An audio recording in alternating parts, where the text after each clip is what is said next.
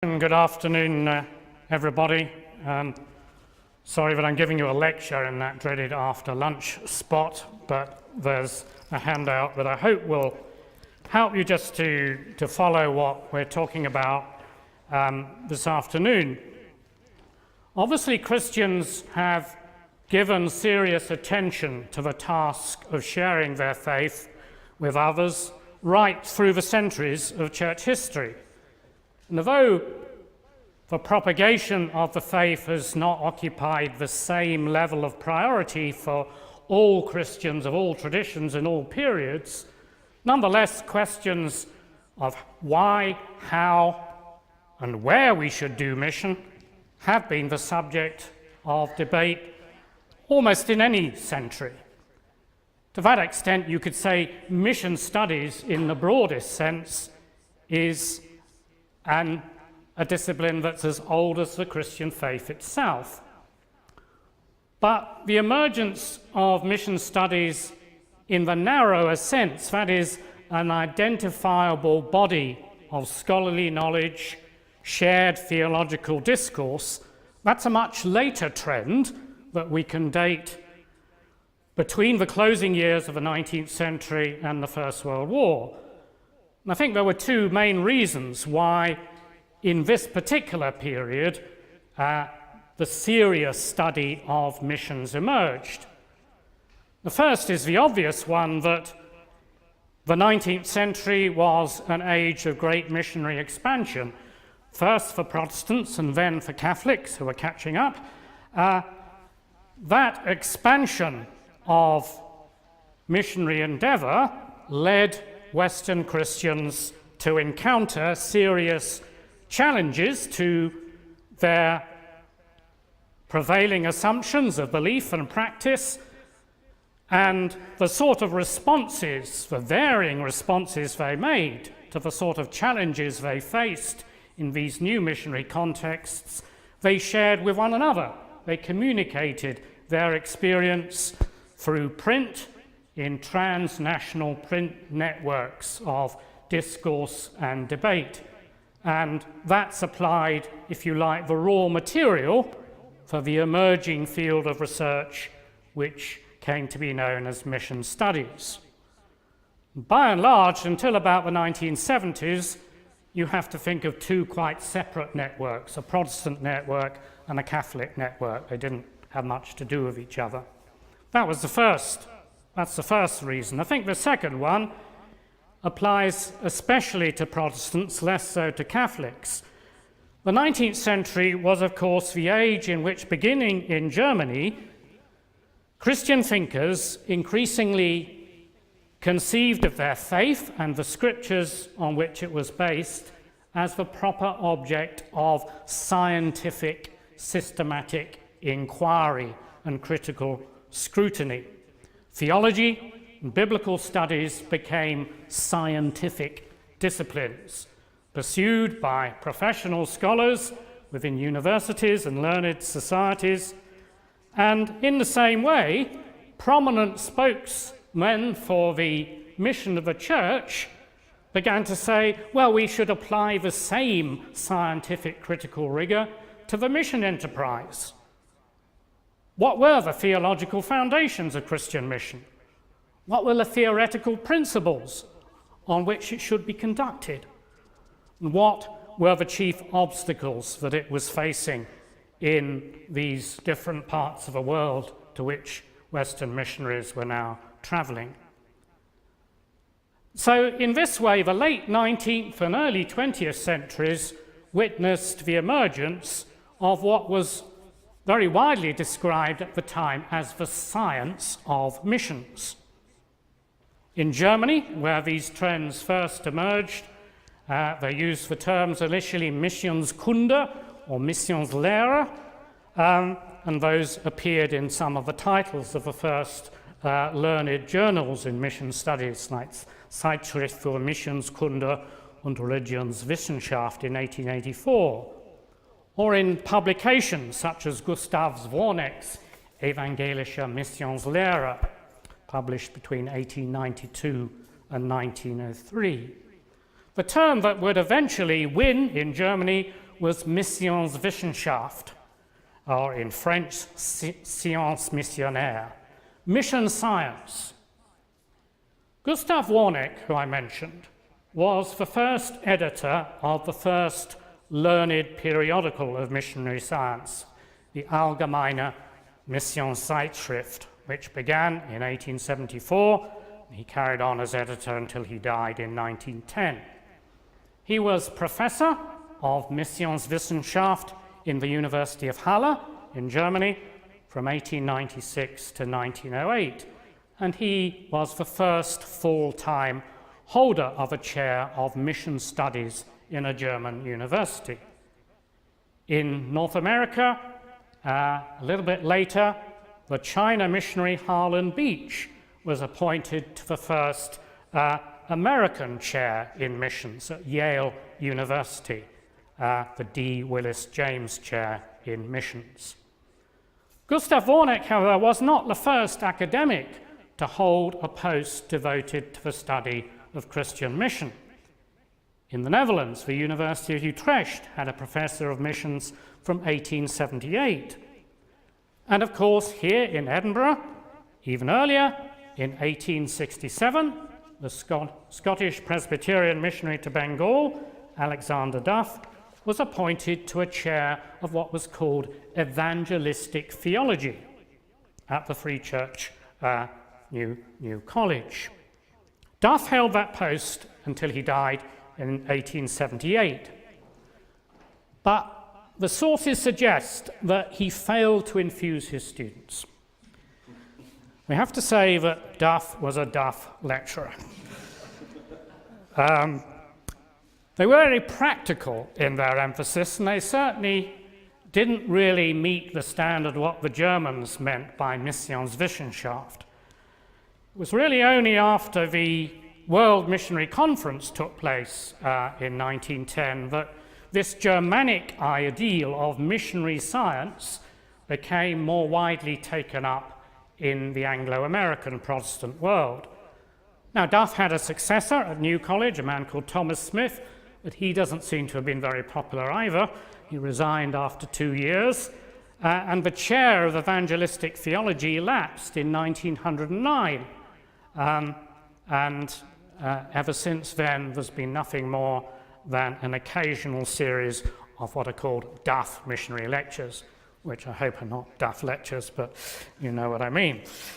Now, the decisive impetus for the development of a global Protestant community that was devoted to serious reflection on Christian mission derived from the widespread conviction among Protestants that world mission was a common spiritual enterprise, something that demanded cooperation between those of different denominational and national backgrounds.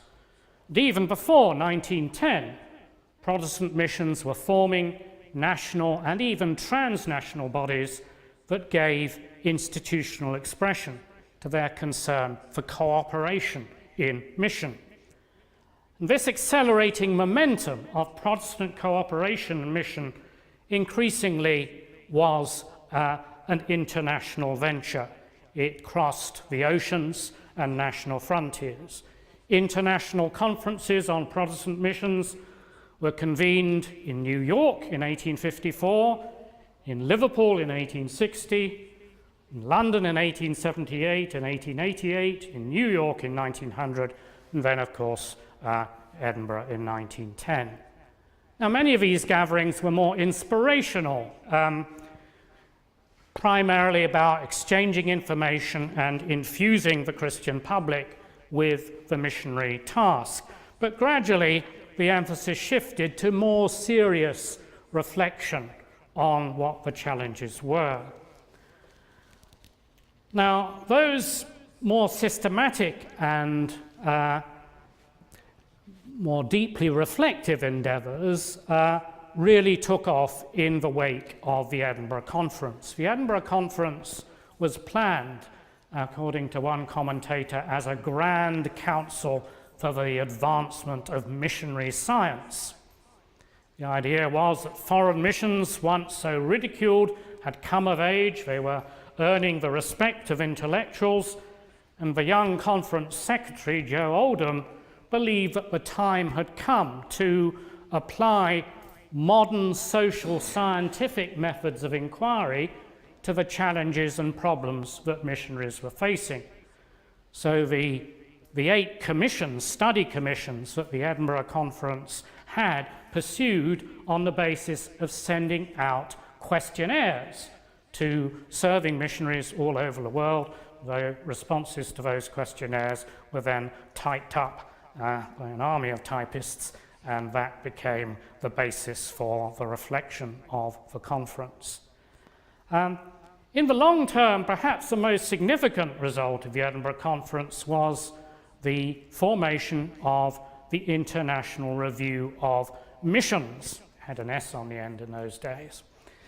The founding editor, Oldham, saw the aim of the review as the encouragement of a scientific approach to Christian missions.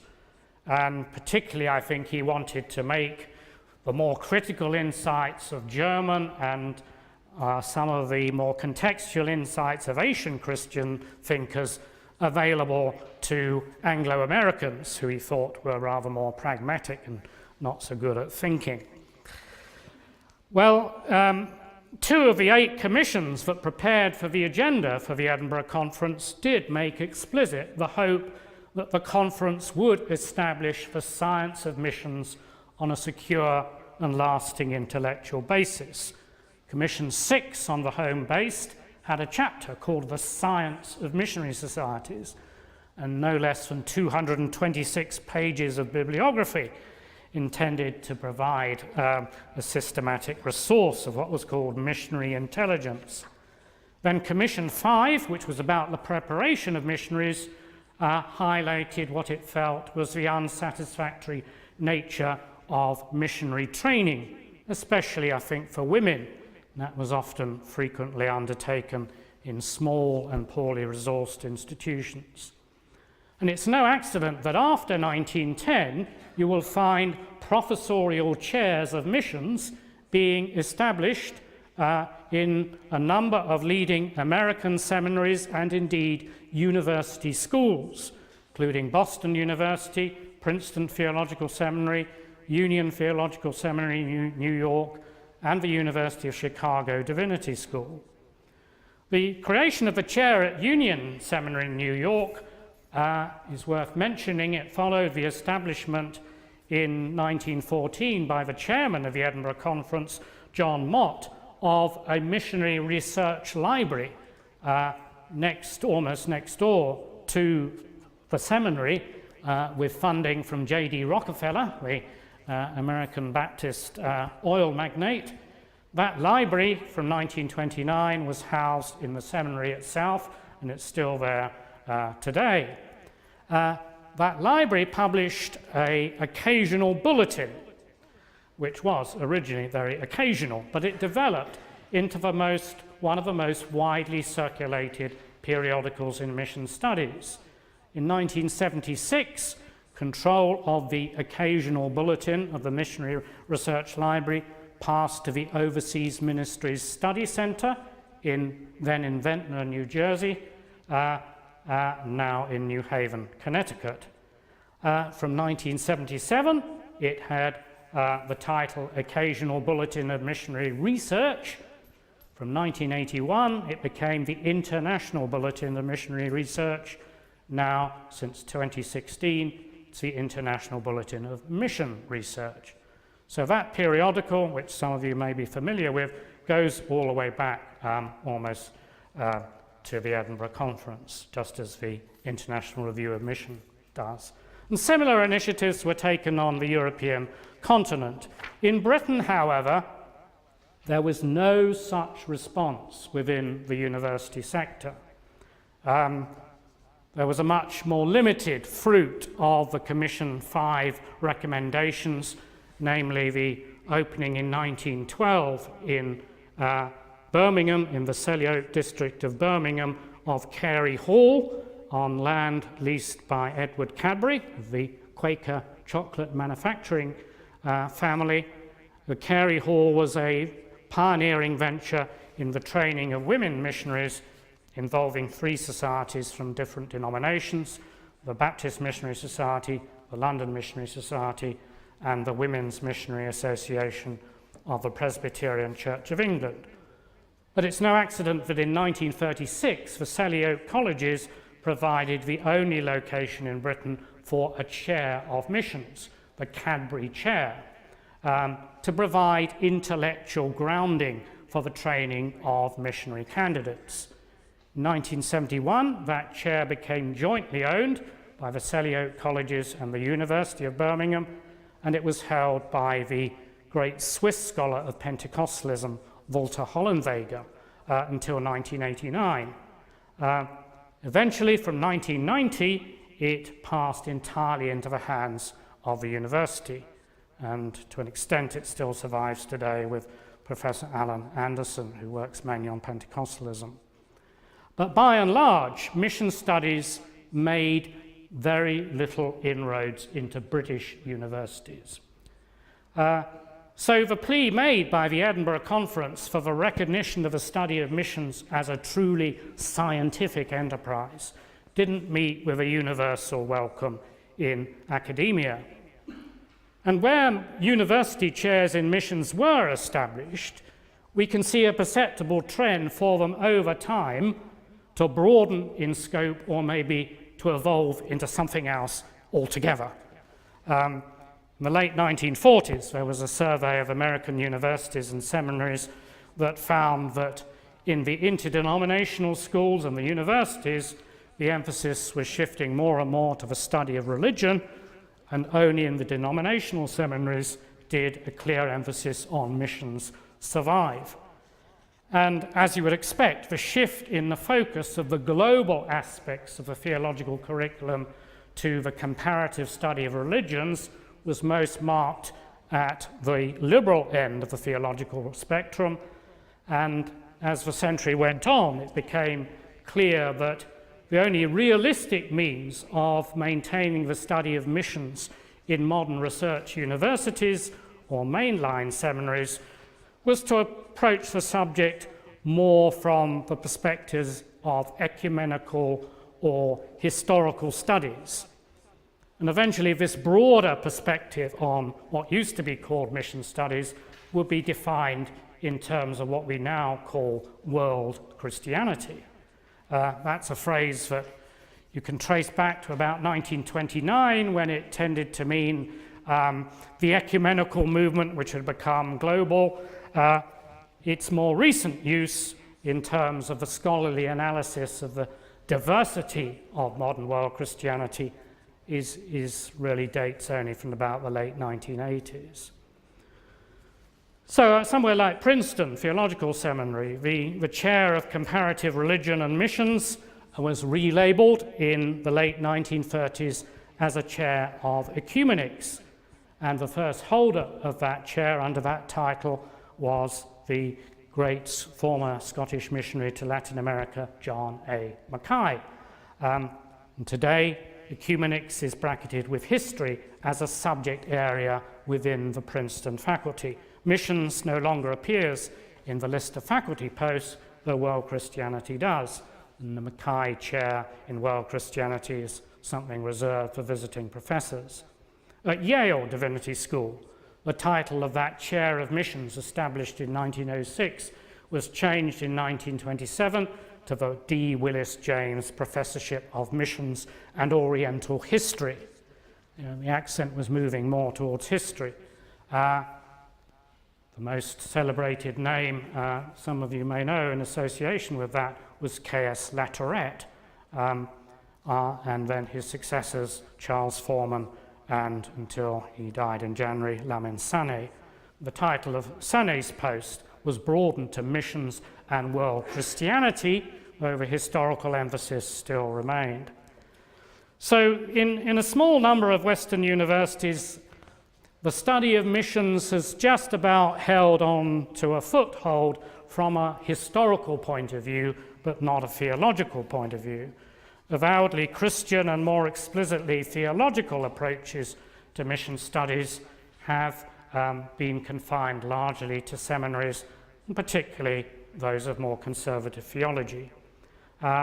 Increasingly, if Christian mission is studied in the university sector, it finds its place within this wider context of a study of world Christianity and most recently what's called the anthropology of Christianity. Now, the terms used in the 20th century to describe the continuing study of missions have varied. In Germany, the term Missionswissenschaft has survived to the present day. It's still there in the title of journals and of the German Society for Mission Studies. But in English, the strict linguistic equivalent, missionary science, has really died out. And I think it sounded a bit positivistic. It seemed to place too much confidence in the possibility of finding out the facts of a particular field of study. So you won't find missionary science spoken of much in English after about the 1930s. Gradually, it becomes replaced by missiology, or simply by mission studies.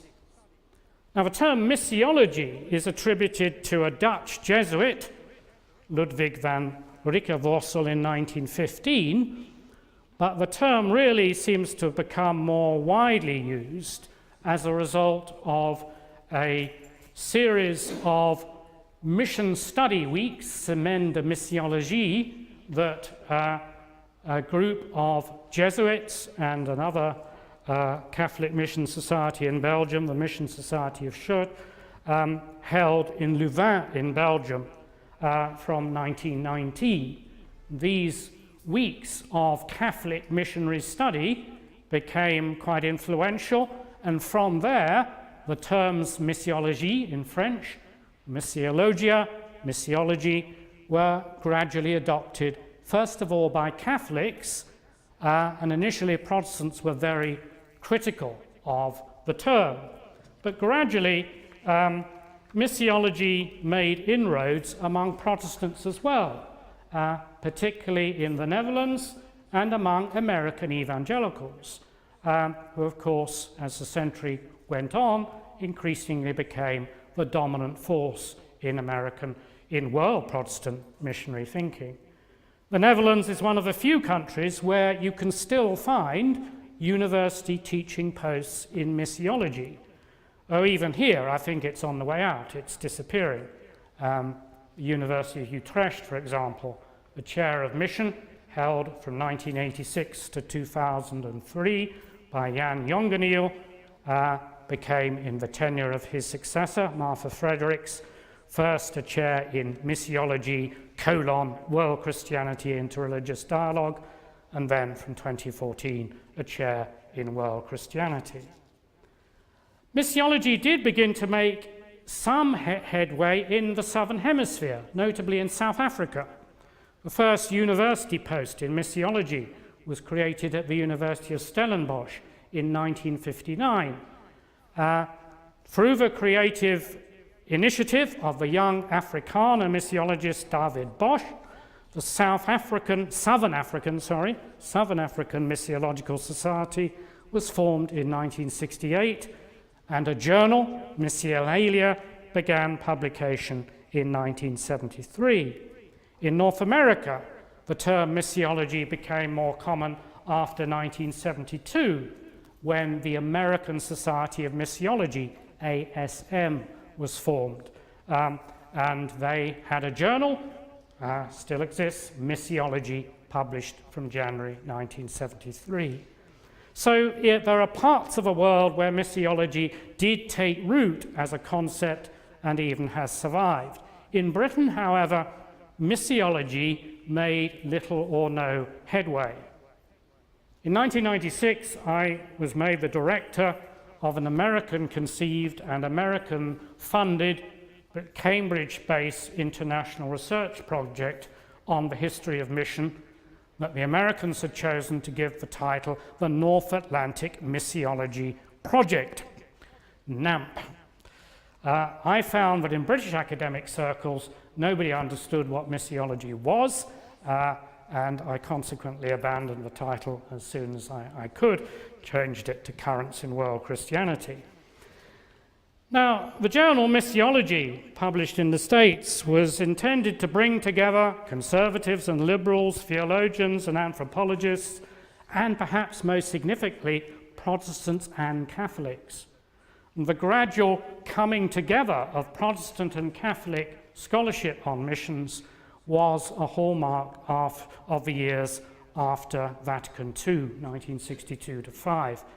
One of the principal legacies of Vatican II, of course, was to redefine Catholic ecclesiology in more explicitly missiological terms. The Church was viewed less as a hierarchical institution, more as the whole body of the faithful sent into the world on an apostolic commission. The first post-war initiatives to establish organizations of mission studies on an international basis came from Protestants, but gradually drew the attention of Catholics as well.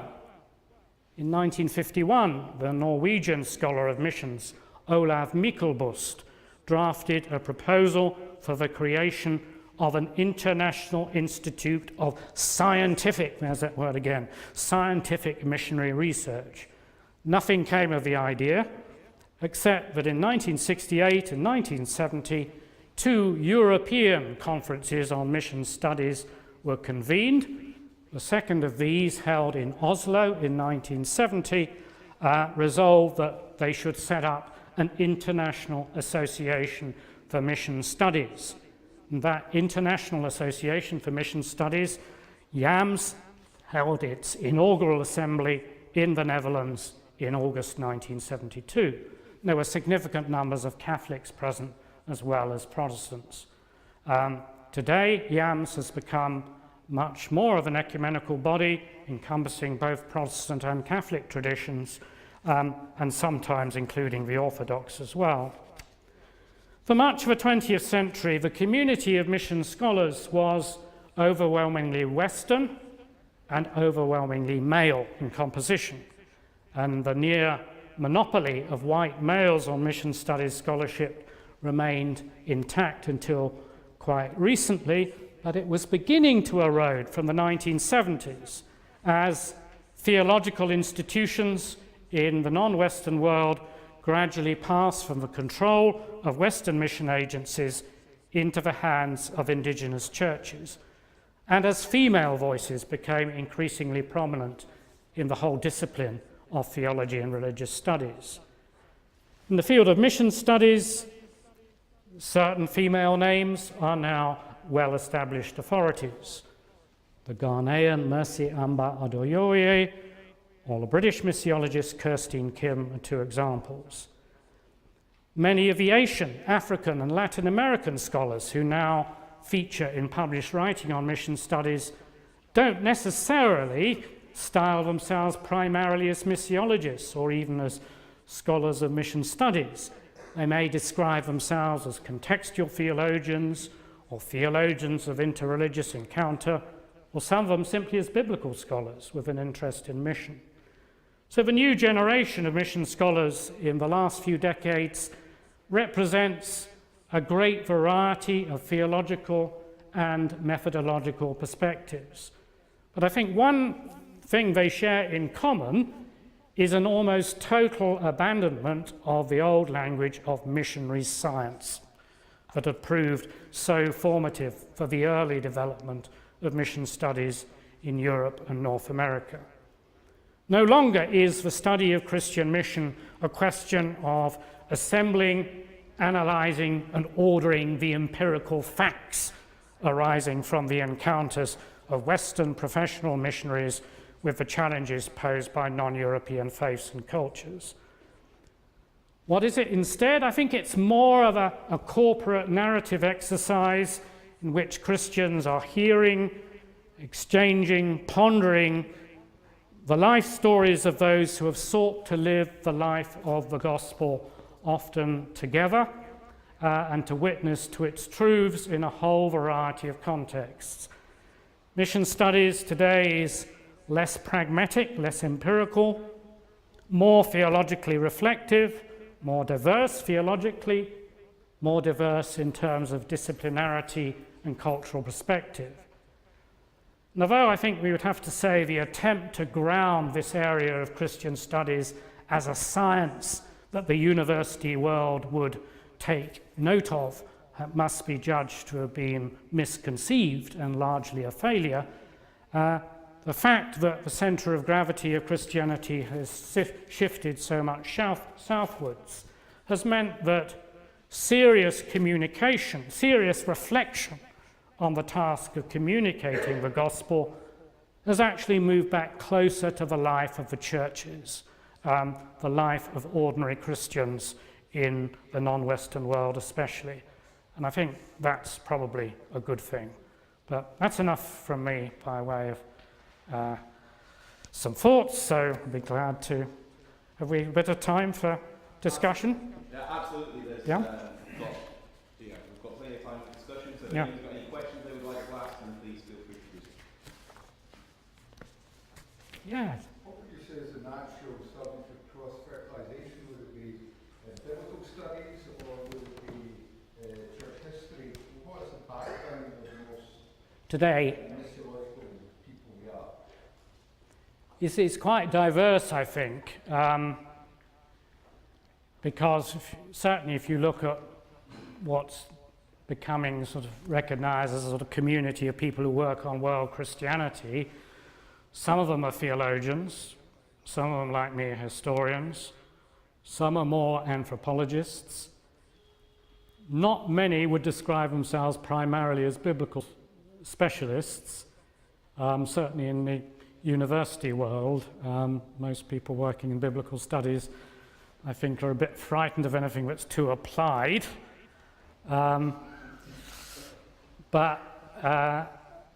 Yeah, there are some people who do reflect seriously on biblical materials and seek to apply those to contemporary issues, and that's very important. But it's probably the minority, I think, in the certainly the secular. Those who do their mission studies in the secular academy are often rather different than if you're talking about those who are teaching mission studies in confessional seminaries, where it's much easier to have a close integration between biblical and theological studies and mission studies. The second question is, would 1910 have accelerated study in mission, or was there any discernible difference after that? Oh, undoubtedly it accelerated it, yes. So, as I was suggesting, you can trace quite a clear link between the conference, the emergence of new periodicals, the foundation of new teaching posts, foundation of some new training institutions for missions. So, in the short term, it does provide an enormous boost to the serious study of mission.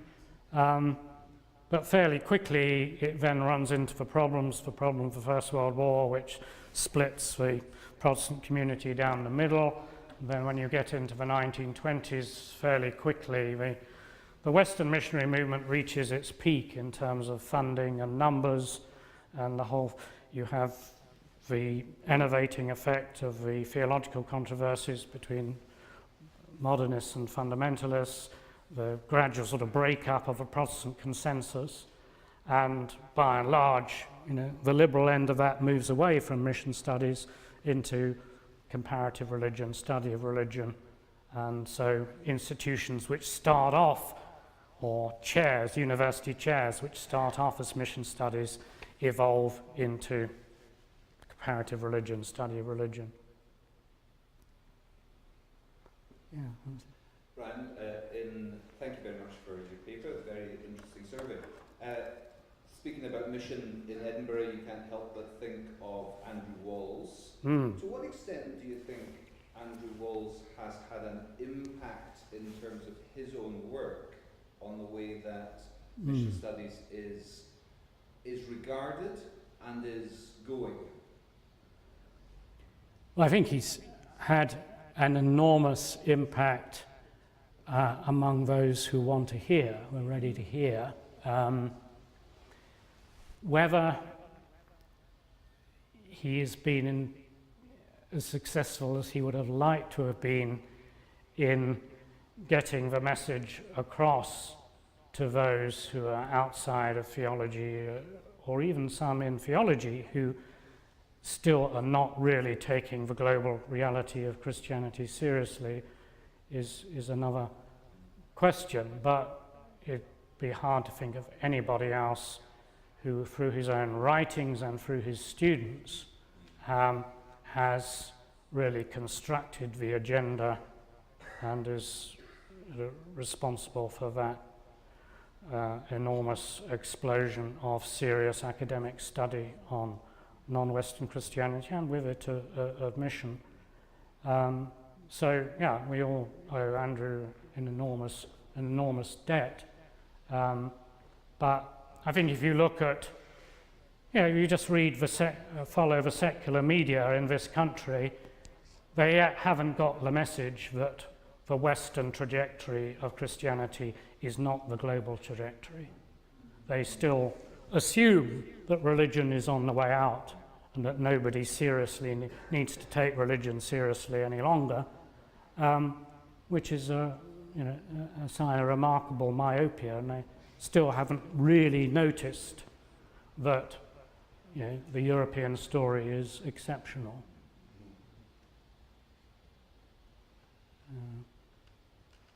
Yes. I understood from the introduction that you're a professor for Christianity. I sometimes hear the expression that the word Christianity is in the plural. Yes. Is that something that we should be comfortable with because it's simply stating the fact that there are different expressions of Christianity? Or is it something that we should be uncomfortable with if it suggests that they are equally valid expressions? Yeah, very good question. Yeah, I mean, it's the perennial question of the one and the many, in the same way, I think, as in biblical studies scholarship. There's a constant emphasis on the Johannine tradition, the Lucan tradition, and with the danger that ultimately you lose any sight of the coherence of the biblical narrative. In the same way, I think, for all of the proper emphasis on the contextual, which now dominates a lot of world Christianity scholarship, the question remains, for Protestants above all, what holds the whole thing together, and what are the criteria for distinguishing authentic Christianity from inauthentic. Catholics have a certain answer, which is a Catholic answer in terms of the authority of the magisterium, although even they, I think, struggle increasingly with answering the question. Ultimately, for Protestants, I would say the answer has to be that different communities of Christians who are wrestling with what the scriptures mean in their own context must be prepared to allow their understanding of the scriptures in their context to come into encounter and, if necessary, challenge from those in other contexts. And that applies increasingly to the Western Christians as well as Western Christians looking at other expressions of Christianity. So,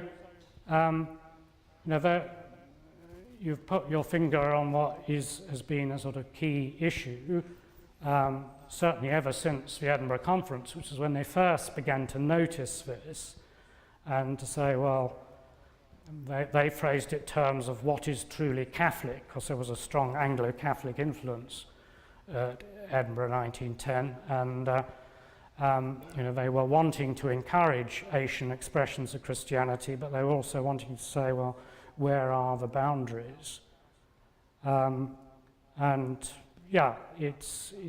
It's not an easy thing, because you can have those who come out of a very conservative tradition and who appear to be saying orthodox things in terms of their subscription to the creeds, and yet interpret those creeds in ways that most of us would consider unorthodox. I mean, the obvious example is the Kimbangist Church, which is now one of the largest independent churches in modern Africa, that came out of a conservative Baptist tradition.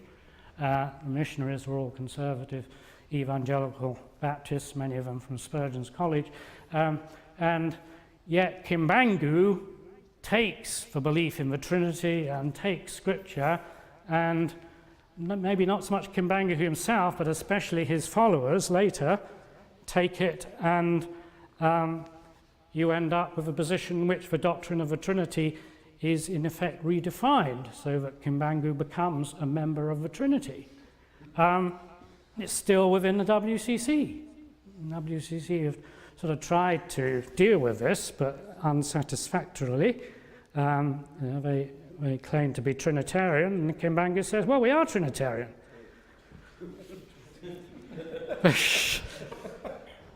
Well, good question.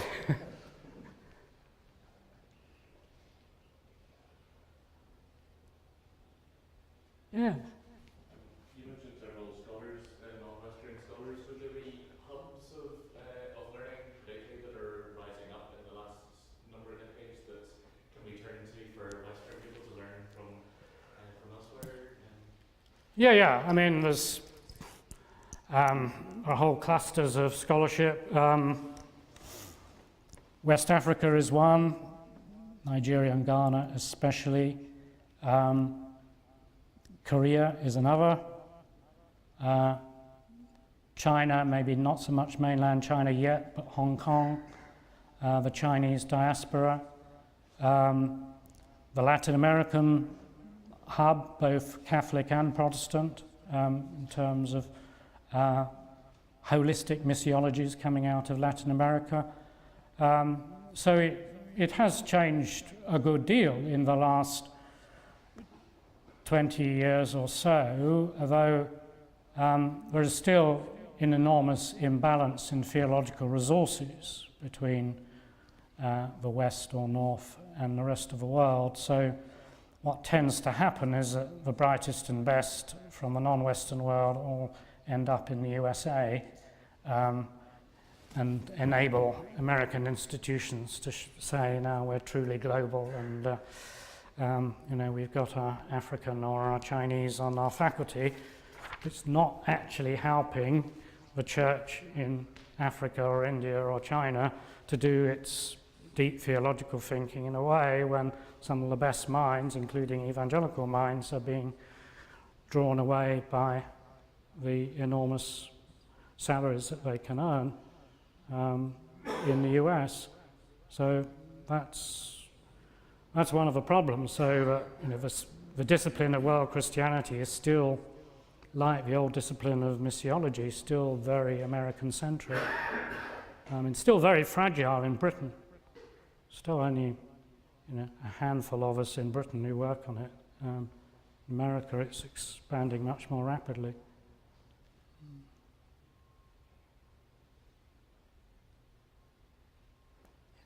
Sorry if you wouldn't articulate this question too well, but I guess I was just intrigued in terms of where you started and finished. You mentioned at the end about with the sort of gravitational shift of Christianity southwards, that the task of dialogue had shifted back to the churches.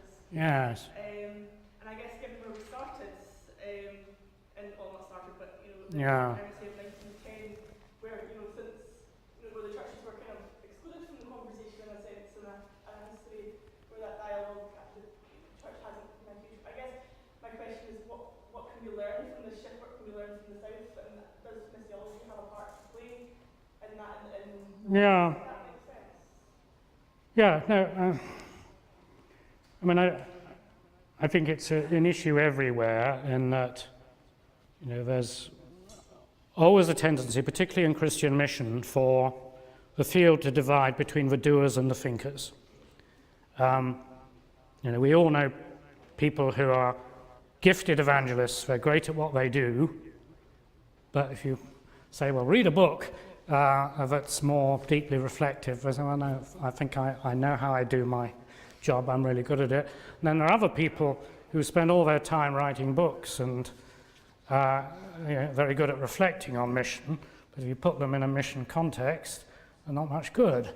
And there's this tendency to polarize, and I think in this area of Christian theology more than any other, theology has to have its boots dirty.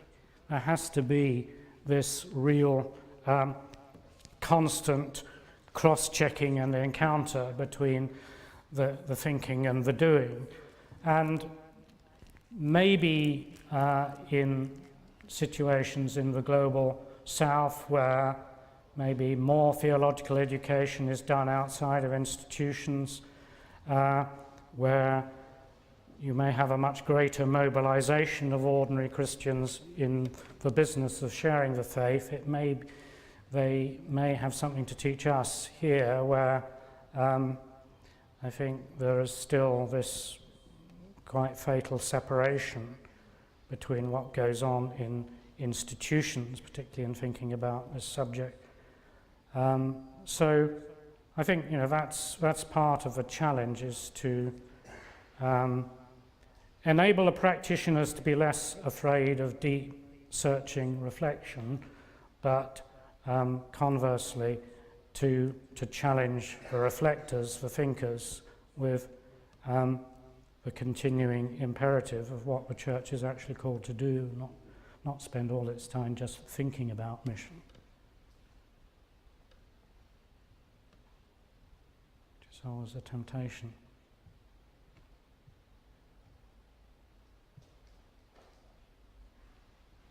We done? Oh, there's one more. Yeah. How would you evaluate the witness of Thomas Chalmers within missionary work throughout the world? Well, I think Chalmers was a great example of how to think about the missionary challenge of the city, and the way in which he developed a strategy for mission in Glasgow particularly, still has things to say to churches and Christians who are facing the problems of urban deprivation and urban de-churchmanship, what exists today. But also, Chalmers has an extraordinary influence on his students, many of whom do become key missionaries. And so you can't appreciate the work of Alexander Duff without looking at Chalmers behind him. So there are some figures in church history who never actually leave their native land, but who understand what place mission holds within the Christian faith, and who infuse their students, who then have that sort of knock-on influence. So I think Chalmers would be one of those. Could I Yeah. just as a sort of tie-up, I wonder if you've got any thoughts on why pastors, theological students in general, maybe looking at work within Scotland or in a pastoral situation locally, why they should devote themselves to some serious missiological thinking. What impact does this have? Why is missiology worth taking note of, would you say? The short answer is because they're going to minister in a mission situation. And we still, I think, are afflicted by a conceptual division between ministry and mission in theological training in Britain. You will find no theological curriculum that doesn't teach pastoral theology, but you will find theological curricula that do not teach mission or do not regard it as obligatory. This is for the keenies, You know, for those odd people who have a bent this way, they can study mission, but the normal people we're sending out into pastorates don't need mission. That seems to me a fatal assumption. And so it seems to me, if you look at the gifts of the Spirit in Ephesians, they're all about, they're gifts for ministry, but with a missionary goal. That's the way in which they are listed. And so we need ministers who are fundamentally missional in their approaches and the questions they are asking, above all in a country such as Scotland. But equally, we need missionaries who are ministerial. Because you look at the history of mission, one of the problems is too often missionaries have been domineering. They've not been ministerial, they've not been as fully as they might have been, let's say, infused by the spirit of service, which is what ministry is. So if you have missionaries who are truly ministerial, and if you have ministers who are truly missional, well, actually the two begin to come together. That's not to say that everybody has the same gifts.